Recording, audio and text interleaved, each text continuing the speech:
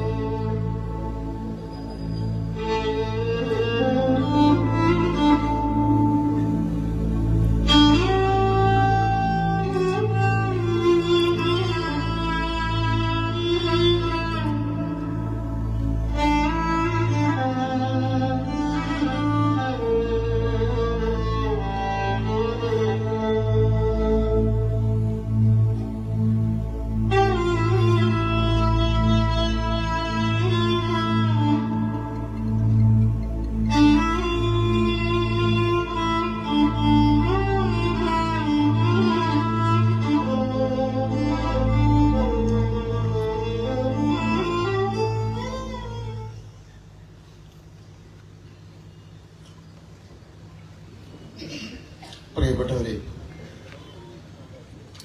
ഇന്ന് കോലഞ്ചേരിയില് ഈ സദസ്സിന് മുന്നിൽ നിൽക്കുമ്പോൾ വളരെ അഭിമാനത്തോടെ സന്തോഷത്തോടെയാണ് ഞാൻ ഈ വേദിയിൽ നിൽക്കുന്നത്.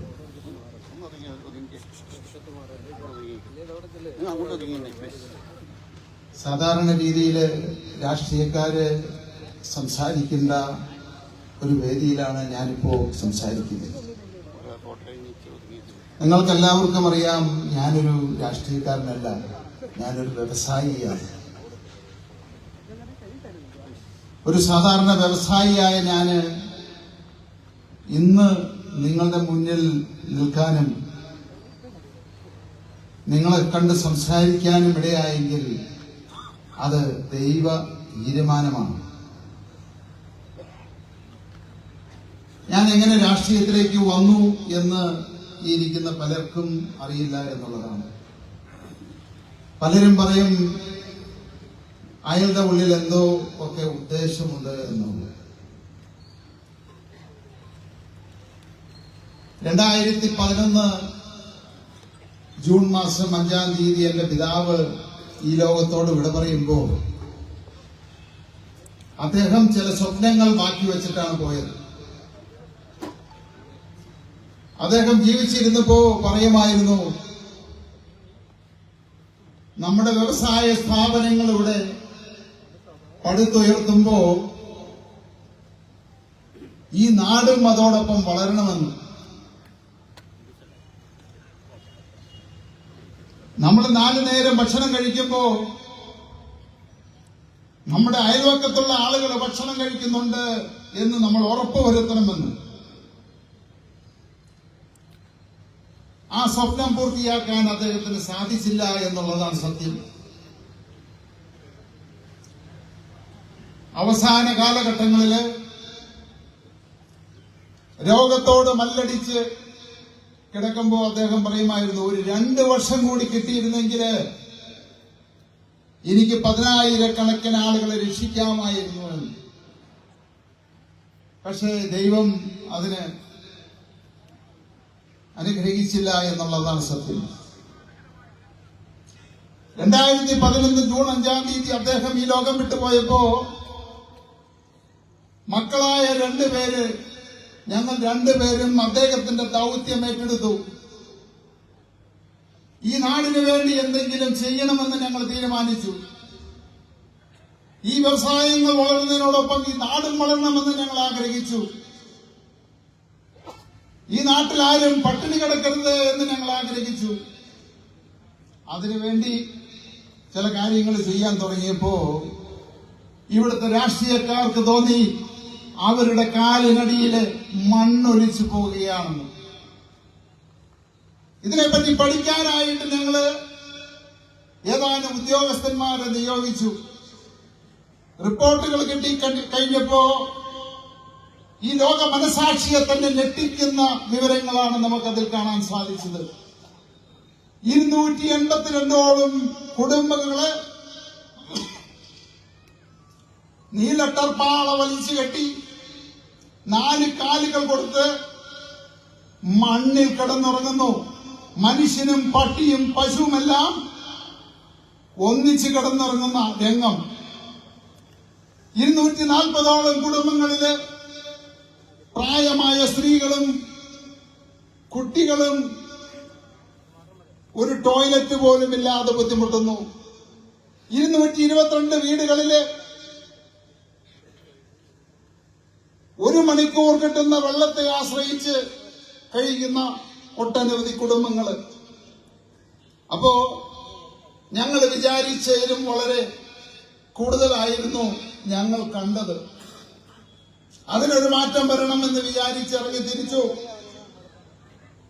30-40 വീടുകളുള്ള കോളനികളിലേക്ക് ഞങ്ങൾ പോയി. അവിടെയും കണ്ടു 1 മണിക്കൂർ കിട്ടുന്ന വെള്ളത്തെ ആശ്രയിച്ച് ജീവിക്കുന്ന 40 കുടുംബങ്ങള്. അവിടെ ഞങ്ങൾ ടാങ്കുകൾ അടിച്ചു. ആദ്യത്തെ കോളനിയിലെ ടാങ്കുകൾ കുത്തി, അവിടെ കുഴൽ കിണർ കുത്തി 20,000 ലിറ്ററിന്റെ ടാങ്ക് പണിതു. 2ാമത്തെ കോളനിയിലെത്തി, അവിടെയും ടാങ്ക് പണിതു. 3ാമത്തെ കോളനിയിലെത്തിയപ്പോ പഞ്ചായത്തിൽ നിന്ന് സ്റ്റോപ്പ് മെമ്മോ വന്നു. ഇത് നിങ്ങൾ നടത്താൻ സാധിക്കില്ല. നിങ്ങൾക്ക് ടാങ്ക് പണിയണമെങ്കിൽ ആ കാശ് പഞ്ചായത്തിനെ ഏൽപ്പിക്കൂ, ഞങ്ങളാണ് അത് ചെയ്യേണ്ടത്. അവിടെ നിർത്തിവെക്കേണ്ടതായിട്ട് വന്നു. ഞാൻ അവിടുത്തെ ജനങ്ങളോട് ചോദിച്ചൊരു കാര്യമുണ്ട്.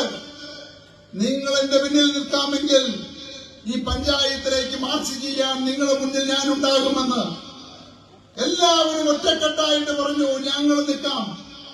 അങ്ങനെയാണ് കിഴക്കമ്പലം പഞ്ചായത്തിലേക്ക് ഒരു മുതലാളിയുടെ നേതൃത്വത്തിൽ മാർച്ച് നടത്താൻ തീരുമാനിച്ചത്. അങ്ങനെ കിഴക്കമ്പലം പഞ്ചായത്തിലേക്ക് മാർച്ച് ചെയ്യുമ്പോ എന്റെ പിന്നില് കിഴക്കമ്പലം പഞ്ചായത്തിലെ 2800 ആളുകളാണ് അണിനിരുന്നത്. ഞങ്ങള് ആ പഞ്ചായത്ത് വളഞ്ഞു, അവിടുത്തെ ഉദ്യോഗസ്ഥരെ വളഞ്ഞു. അവസാനം അവർക്ക് സ്റ്റോപ്പ് മെമ്മോ പിൻവലിക്കേണ്ടതായിട്ട് വന്നു. 3ാമത്തെ ടാങ്കും ഞങ്ങൾ കുത്തി. അങ്ങനെയാണ് 2020 എന്നൊരു പ്രസ്ഥാനം ഉദയം ചെയ്തത്. അങ്ങനെ കുടിവെള്ള പ്രശ്നത്തിന് പരിഹാരം കണ്ടു. കോളനികളിലേക്ക് ഞങ്ങൾ പോയി. അവിടെ മാടിനേക്കാളും പട്ടിയേക്കാളും കഷ്ടമായിട്ട് മനുഷ്യർ കിടന്നുറങ്ങുന്നതാണ് കണ്ടത്. അവിടെ ഞങ്ങൾ വില്ലകൾ നിർമ്മിച്ചു, റോഡുകൾ നിർമ്മിച്ചു. അങ്ങനെ പോകുമ്പോഴാണ് വീണ്ടും ഞങ്ങൾ മനസ്സിലാക്കിയത് മനുഷ്യരുടെ പ്രശ്നം ഇതുകൊണ്ടൊന്നും തീരുന്നില്ല. പല വീടുകളിലും അവർക്ക് വേണ്ട അടിസ്ഥാന സൗകര്യങ്ങൾ പോലും ഇല്ല എന്ന്.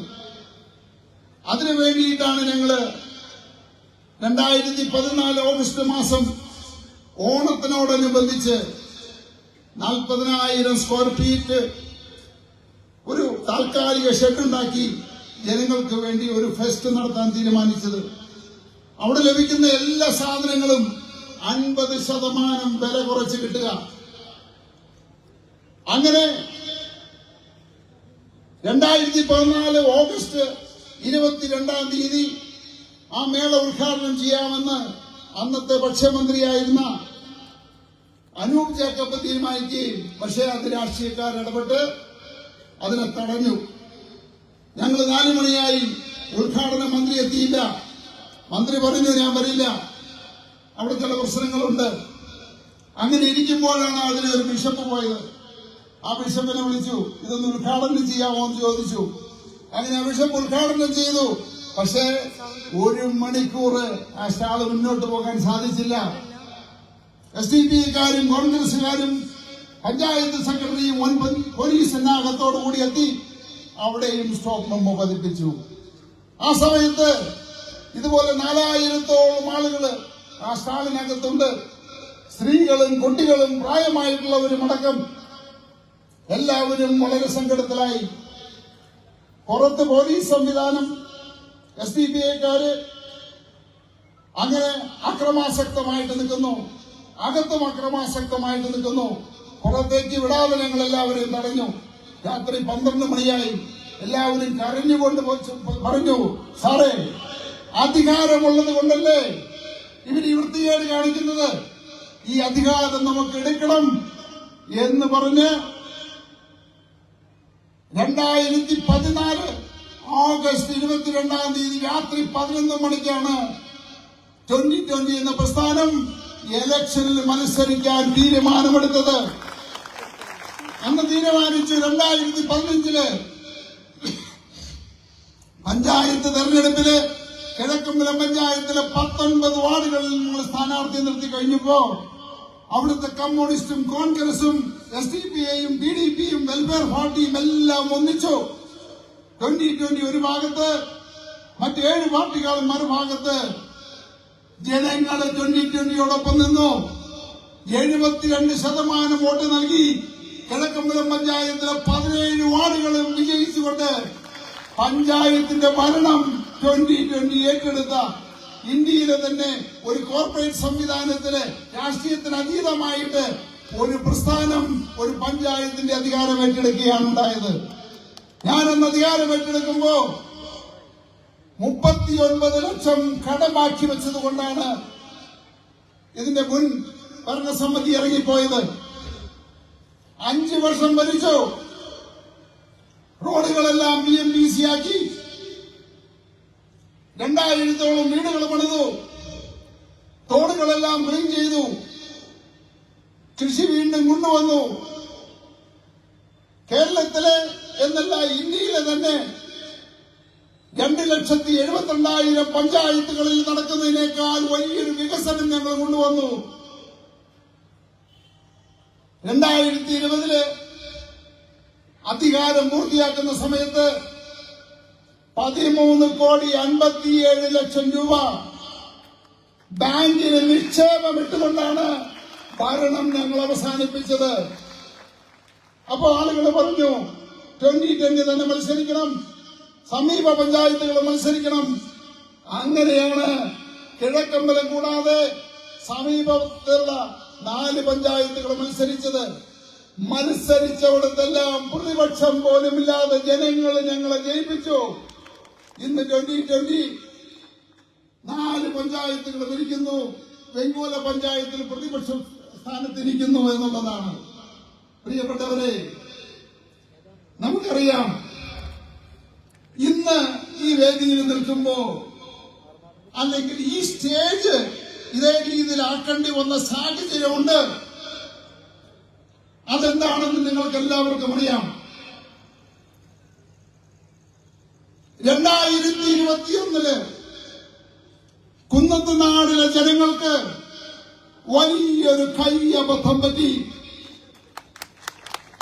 മനുഷ്യനും മൃഗവുമല്ലാത്ത ഒരു ജന്തുവിന് അവർ ജന്മം കൊടുത്തു. സ്വയം ഉൽപാദന ശേഷിയില്ലാത്ത ഒരു ജന്തു. ആ ജന്തു എല്ലാ ദിവസവും പൗഡറും ഇട്ട് ഇറങ്ങും രാവിലെ. അപ്പൊ നമുക്ക് നോക്കാം. ഞാൻ വിചാരിച്ചു എന്താണ് ഈ ജന്തു ഇപ്പോഴും 2020 പഞ്ചായത്തിലേക്ക് മാത്രം വരുന്നത് എന്ന്. കാരണം പുത്തൻകുരിശ് പഞ്ചായത്തിന് പോകില്ല, പൂത്തൃക്ക പഞ്ചായത്തിന് പോകില്ല, തിരുവാടിയൂർ പഞ്ചായത്ത് പോകില്ല, വാഴക്കുളം പഞ്ചായത്ത് പോകില്ല. അവിടെയെല്ലാം ഭരിക്കുന്നത് കോൺഗ്രസുകാരും കമ്മ്യൂണിസ്റ്റുകാരുമാണ്. അവിടെ പോയിട്ട് ഒരു കാര്യവുമില്ല.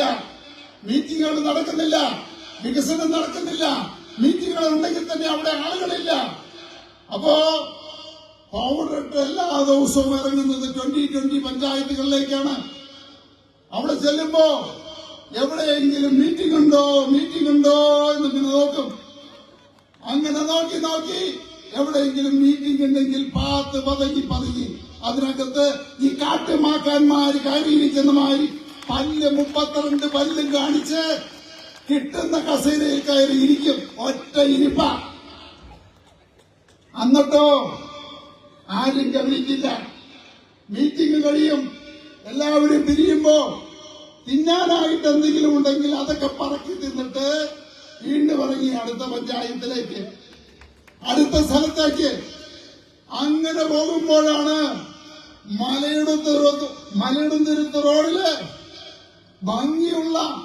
കേരളത്തിൽ കാണാത്ത ഭംഗിയുള്ള മനോഹരമായുള്ള ഒരു സ്കൂള് പുള്ളി അവിടെ കയറി ഉദ്ഘാടനം ചെയ്തു. എന്നിട്ട് എഴുതി വെച്ചു, ഇതിന്റെ തന്ത ഞാനാണ് എന്ന്. അവിടെ നിന്ന് ഇറങ്ങി വീണ്ടും പോയി എങ്ങോട്ടാണ്? വെലങ്ങിലേക്ക്. അവിടെ ചെന്നപ്പോ വീണ്ടും ഒരു സ്കൂള്, അവിടെയും കയറി ഉദ്ഘാടനം ചെയ്തു, എഴുതി വെച്ചു, ഇതിന്റെയും തന്ത ഞാനാണെന്ന്.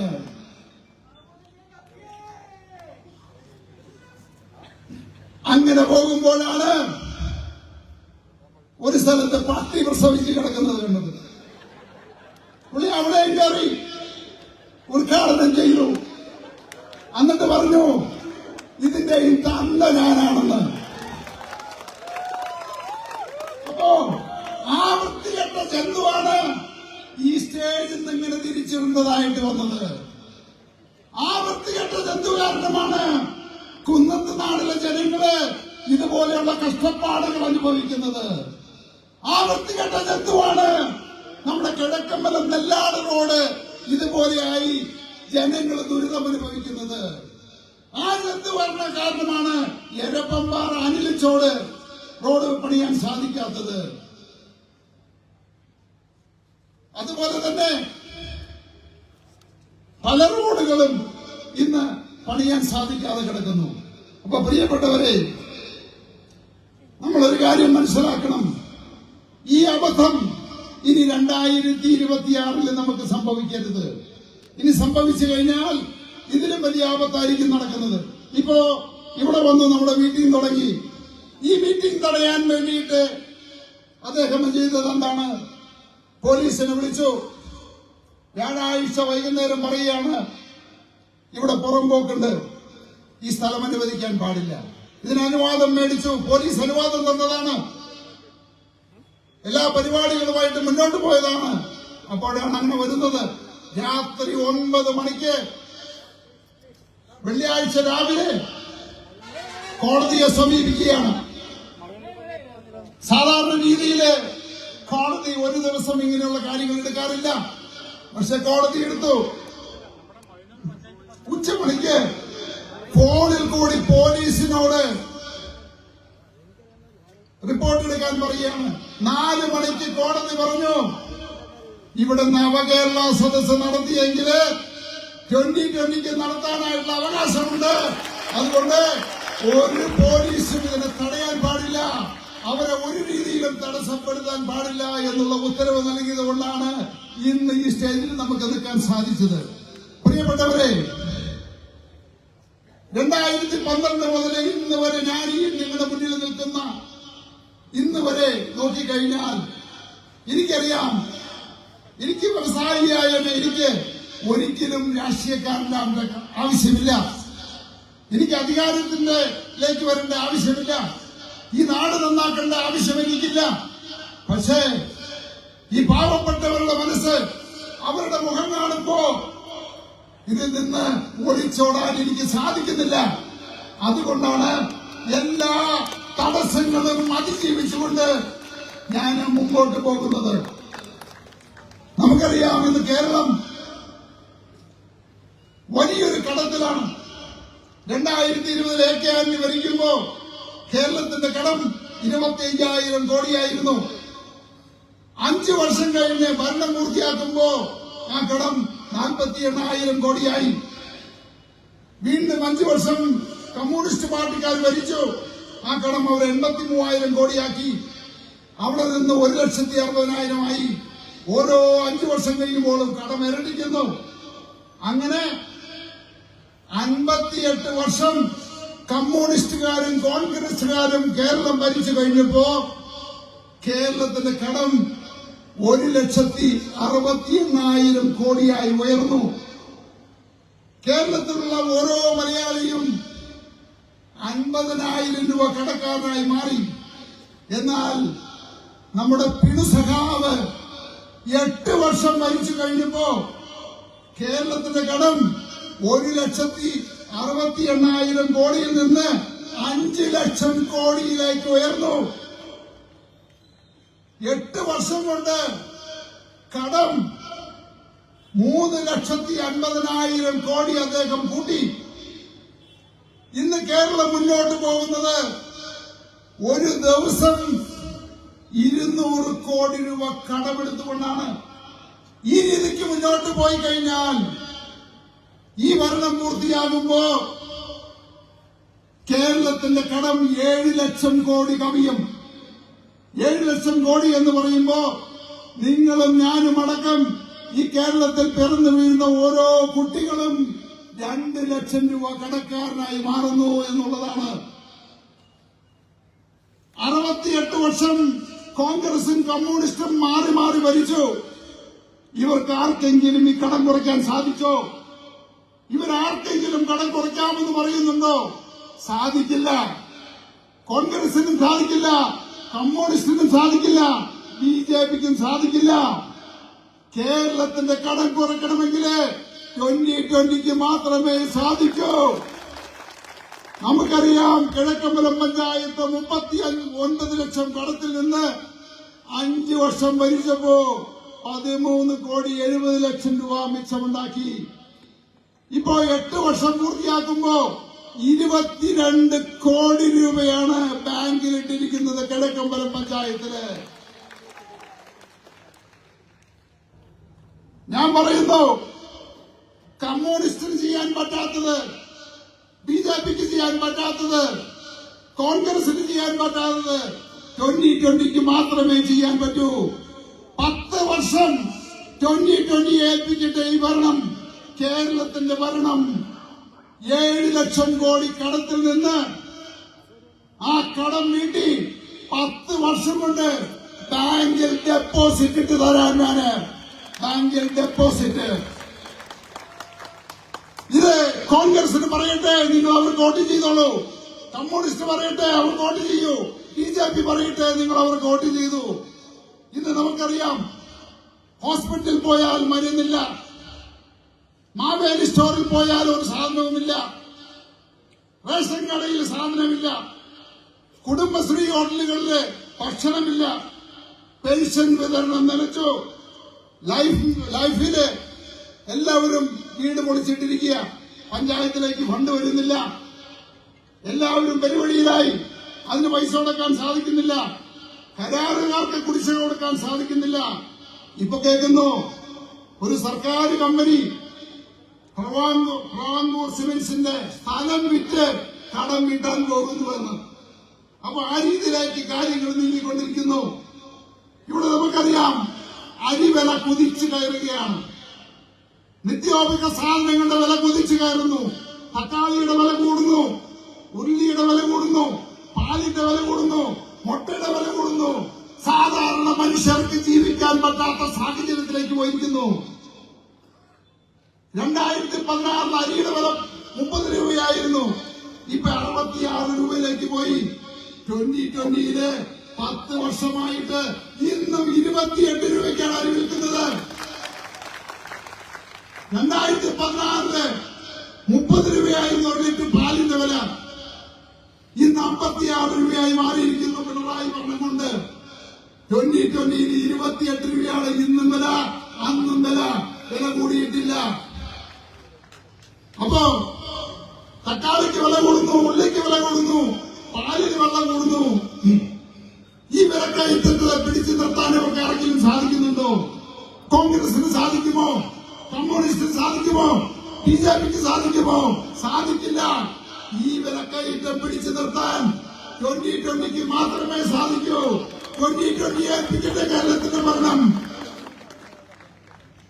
കേരളത്തിലെ കിഴക്കമ്പലത്ത് മാത്രമല്ല, കേരളത്തിലെ എല്ലാ പഞ്ചായത്തുകളിലും 2020 മോഡൽ ഭക്ഷ്യസുരക്ഷാ മാർക്കറ്റ് നടപ്പിലാക്കി എല്ലാ നിത്യോപയോഗ സാധനങ്ങളുടെയും വില 50% വരെ കുറയ്ക്കാമെന്ന് ഞാൻ വാഗ്ദാനം ചെയ്യുന്നു. കോൺഗ്രസ് ഏറ്റെടുക്കുമോ? കമ്മ്യൂണിസ്റ്റ് ഏറ്റെടുക്കുമോ? സാധിക്കില്ല. 2020 മാത്രമേ സാധിക്കൂ. ഇന്ന് നമുക്കറിയാം, മരുന്നുകളുടെ വില കുതിച്ചു കയറുകയാണ്.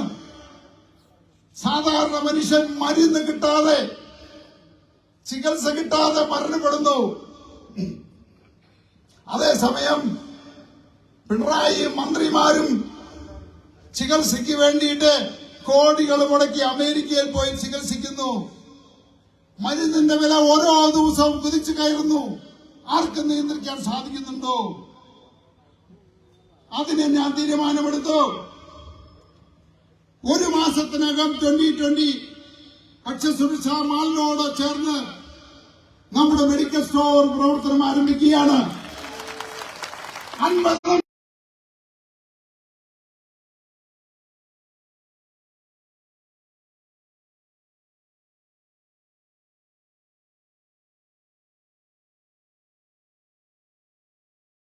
ഞാൻ വിട്ടുതരാം. സാധിക്കുമോ കോൺഗ്രസിന്? സാധിക്കുമോ ബിജെപിക്ക്? സാധിക്കുമോ കമ്മ്യൂണിസ്റ്റിന്? പറയട്ടെ. അപ്പോ ഞാൻ ഈ പറഞ്ഞ 3 കാര്യങ്ങള് 10 വർഷം കൊണ്ട് കേരളത്തിന്റെ പൊതുകടം 7 ലക്ഷം കോടിയിൽ നിന്ന് മുഴുവനായും അടച്ചു തീർത്ത് ബാങ്കിൽ ഡെപ്പോസിറ്റ് ഇടാം. ഏറ്റെടുക്കട്ടെ. ധൈര്യമുണ്ടെങ്കിൽ ഇവര് നിത്യോപക സാധനങ്ങളുടെ വില 50% കുറയ്ക്കാം. ധൈര്യമുണ്ടോ കമ്മ്യൂണിസ്റ്റ് കോൺഗ്രസിനെ ഏറ്റെടുക്കാൻ? മരുന്നുകളുടെ വില 50% ഞാൻ കുറച്ചു തരാം കേരളത്തില്. ധൈര്യമുണ്ടോ ഏറ്റെടുക്കാൻ? സാധിക്കില്ല. കോൺഗ്രസിനും സാധിക്കില്ല, കമ്മ്യൂണിസ്റ്റിനും സാധിക്കില്ല. ഇന്ന് നമുക്കറിയാം കേരളത്തില് ഏതാണ്ട് 2000 കുറ്റകൃത്യങ്ങളാണ് ഒരു ദിവസം നടക്കുന്നത്. ഒരു ദിവസമാണ് 2000 കുറ്റകൃത്യങ്ങള്. എന്തിനാ 2000 കുറ്റകൃത്യങ്ങള്? ഒരു ദിവസം ഒരാള് കൊല ചെയ്യപ്പെടുന്നു. ഒരു ദിവസം ഒരാൾ കൊല ചെയ്യപ്പെടുന്നു. ഒരു ദിവസം 7 സ്ത്രീകളെ ബലാത്സംഗം ചെയ്യപ്പെടുന്നു. ഒരു ദിവസം 14 കുട്ടികളെ ലൈംഗികമായി പീഡിക്കപ്പെടുന്നു. ഒരു ദിവസം 60 സ്ത്രീകളെ ദേഹോപദ്രവം ഏൽപ്പിക്കുന്നു. ഒരു ദിവസം ഏതാണ്ട് 100ഓളം ഡ്രഗ്സ് മയക്കമരുന്ന് കേസുകളാണ് കേരളത്തില് രജിസ്റ്റർ ചെയ്യപ്പെടുന്നത്. ഇന്ന് കേരളം മയക്കുമരുന്നിന്റെ ഇന്ത്യയിലെ തന്നെ നമ്പർ 1 ഹബ്ബായി മാറിയിരിക്കുന്നു. 2023 മാത്രം 35,000 ഡ്രഗ്സ് കേസുകളാണ് കേരളത്തിൽ മാത്രം രജിസ്റ്റർ ചെയ്തിരിക്കുന്നത്. ഇവർക്ക് നിയന്ത്രിക്കാൻ പറ്റുമോ? ഇന്ന് സ്കൂളുകളിൽ മദ്യം കിട്ടും, മയക്കുമരുന്ന് കിട്ടും, കോളേജുകളിൽ കിട്ടും. എന്തുകൊണ്ട് ഇന്നത്തെ ഭരണകൂടത്തിന് നിയന്ത്രിക്കാൻ സാധിക്കുന്നില്ല? ഈ പിണറായി ഭരണകാലത്ത് ഏതാണ്ട് 55,000 ആത്മഹത്യകൾ നടന്നിട്ടുണ്ട്. 55,000 പേരാണ് ആത്മഹത്യ ചെയ്തിരിക്കുന്നത്. ഒരു ദിവസം ശരാശരി 35,000 പേര്. ഒരു ദിവസം 35 പേര് ആത്മഹത്യ ചെയ്തിരിക്കുന്നു. എന്തുകൊണ്ട് ഈ കുറ്റകൃത്യങ്ങൾ തടയാൻ പറ്റുന്നില്ല? എന്തുകൊണ്ട് കൊലപാതകങ്ങൾ തടയാൻ പറ്റുന്നില്ല? എന്തുകൊണ്ട് ബലാത്സംഗം തടയാൻ പറ്റുന്നില്ല? എന്തുകൊണ്ട് കുട്ടികളുടെ നേരെയുള്ള അതിക്രമങ്ങൾ തടയാൻ പറ്റുന്നില്ല? എന്തുകൊണ്ട് ഈ മയക്കമരുന്ന് തടയാൻ പറ്റുന്നില്ല? ഇതെല്ലാം തടയണമെങ്കിൽ തന്റെ ഇടമുള്ള ഭരണാധികാരികള് കേരളം ഭരിക്കണം. അങ്ങനെ നട്ടിലുള്ള ഒരു നേതാക്കന്മാരും ഇന്ന് കേരളത്തിലില്ല. 2020 ഏൽപ്പിക്കട്ടെ. ഈ 2000 കുറ്റകൃത്യങ്ങള് 6 മാസം കൊണ്ട് 80% ഞാൻ കുറച്ചു തരാം. ഈ മയക്കുമരുന്ന് ഇവിടെ ആരും വിൽക്കില്ല. ഒരു സ്കൂളുകളിലും മയക്കുമരുന്ന് കിട്ടില്ല. ഒരാളും കൊല ചെയ്യപ്പെടില്ല. ഒരു സ്ത്രീകളും ബലാത്സംഗം ചെയ്യപ്പെടില്ല. അപ്പോ ഈ പറയുന്ന കുറ്റകൃത്യങ്ങള് തടയാൻ കോൺഗ്രസിനോ അല്ലെങ്കിൽ കമ്മ്യൂണിസ്റ്റിനോ ബിജെപിക്കോ സാധിക്കുമോ? പറയട്ടെ. ഈ കുറ്റകൃത്യങ്ങൾ കുറച്ചുകൂടി വരാൻ പറ്റുമോ? മയക്കുമരുന്ന് ലഭ്യത ഇല്ലാതാക്കാൻ സാധിക്കുമോ? പ്രിയപ്പെട്ടവരെ, നമ്മൾ വലിയൊരു ആപത്തിലേക്കാണ് പോയിക്കൊണ്ടിരിക്കുന്നത്. എന്ത് വിശ്വസിച്ചാണ് നമ്മള് പ്രായമായിട്ടുള്ള പെൺകുട്ടികളെ പുറത്തേക്ക് അയക്കുക? എന്ത് വിശ്വസിച്ചാണ് നമ്മുടെ കുട്ടികളെ നമ്മൾ സ്കൂളിലേക്ക് അയക്കുക? അവര് മദ്യത്തിന് അടിമപ്പെടില്ല, അവര് ബലാത്സംഗം ചെയ്യപ്പെടില്ല. എന്തുറപ്പാണ് നമുക്കുള്ളത്? അപ്പൊ നമ്മൾ ചിന്തിക്കണം. അതിനൊരു മാറ്റം മാറ്റം വരണം. അങ്ങനെ മാറ്റം വരണമെങ്കിൽ 2020 മാത്രമേ സാധിക്കൂ. നമുക്കറിയാം, നമ്മുടെ വിദ്യാഭ്യാസ മേഖല തകർന്ന് തരിപ്പണമായിരിക്കുകയാണ്.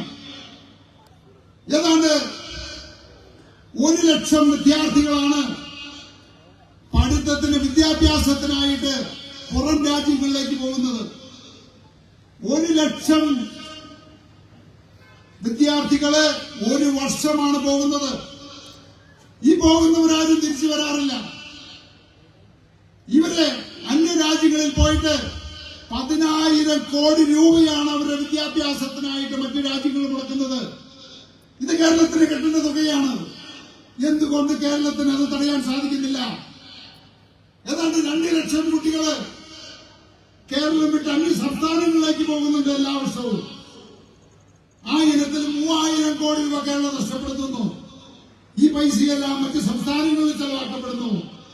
അങ്ങനെ കേരളത്തിന്റെ നഷ്ടം 3 ലക്ഷം കുട്ടികള് വിദേശത്തേക്കും മറ്റ് സംസ്ഥാനങ്ങളിലേക്കും പോകുമ്പോ കേരളത്തിന് നഷ്ടപ്പെടുന്നത് 13,000 കോടി രൂപയാണ്. ആരാണ് ഇതിന് ഉത്തരവാദികള്? എന്തുകൊണ്ട് ഇതിനു മുമ്പ് 68 വർഷം ഭരിച്ച കമ്മ്യൂണിസ്റ്റിനും കോൺഗ്രസിനും ഇത് തടയാൻ സാധിച്ചില്ല? ഇനി വിദ്യാഭ്യാസം കൊടുത്തു വന്നിരിക്കട്ടെ. വിദ്യാഭ്യാസം നേടി തിരിച്ചു വന്നു കഴിഞ്ഞാൽ ആർക്കെങ്കിലും ഒരു തൊഴിൽ നേടാൻ ഇവിടെ സാധിക്കുമോ?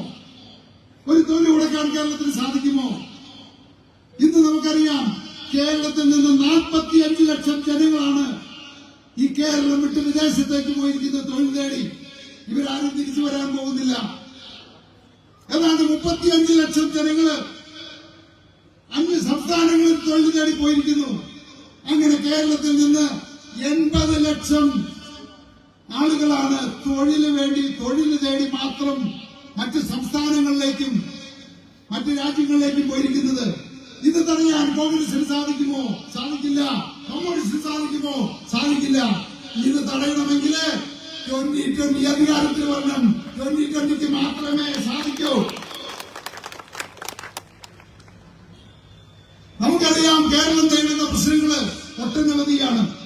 പട്ടിണി ഒരു വശത്ത്, സാധനങ്ങളുടെ വിലക്കയറ്റം, തൊഴിലില്ലായ്മ, വലിയ വലിയ ബാധ്യതകള്, ആളുകൾ ആത്മഹത്യ ചെയ്യുന്നു, ജീവിക്കാൻ നിവൃത്തിയില്ല. അങ്ങനെ നെട്ടോട്ടമോടുകയാണ്. അങ്ങനെ ഒട്ടനവധി പ്രശ്നങ്ങളാണ് നമ്മൾ നേരിടുന്നത്. അതിൽ ഏറ്റവും കൂടുതൽ പ്രശ്നങ്ങൾ നേരിടുന്ന മലയോര കർഷകരാണ്. മലയോര മേഖലയില് ഏതാണ്ട് 2 ലക്ഷം കുടുംബങ്ങള്, ഏതാണ്ട് 8 ലക്ഷത്തോളം ആളുകള് അവര് കൃഷി ചെയ്യാൻ സാധിക്കുന്നില്ല. എന്തെങ്കിലും രീതിയിലുള്ള കൃഷി ചെയ്തു കഴിഞ്ഞാൽ അത് വന്യമൃഗങ്ങൾ ആക്രമിക്കുന്നു. വന്യമൃഗങ്ങൾ അവരുടെ വീടുകൾ ഇടിച്ചു നിരത്തുന്നു, അവർ കൃഷികൾ നശിപ്പിക്കുന്നു. അങ്ങനെ അവർ വലിയൊരു ദുരിതത്തിലാണ്. എന്തുകൊണ്ട് 68 വർഷം ഭരിച്ച കമ്മ്യൂണിസ്റ്റോ കോൺഗ്രസോ അതിനൊരു പരിഹാരം കാണാൻ സാധിച്ചില്ല? 10 വർഷം 2020 ഏൽപ്പിക്ക് ഈ വന്യമേഖലയിലെ വന്യമൃഗങ്ങളിലുള്ള പ്രശ്നം ഞാൻ പരിഹരിച്ചു തരാം. ഏതാണ്ട് 1000 സ്ഥലങ്ങളില് 300 കിലോമീറ്ററോളം ഫെൻസിംഗുകൾ നിർമ്മിക്കണം. 2020 മാത്രമേ അത് സാധിക്കൂ. ഞാൻ പറയുന്നു, 10 വർഷത്തിനുള്ളില് വന്യമേഖലയില് വനപ്രദേശത്ത് മലയോര പ്രദേശങ്ങളിൽ ജീവിക്കുന്ന കർഷകരുടെ പ്രശ്നം 100% ഞാൻ പരിഹരിച്ചു തരാമെന്ന്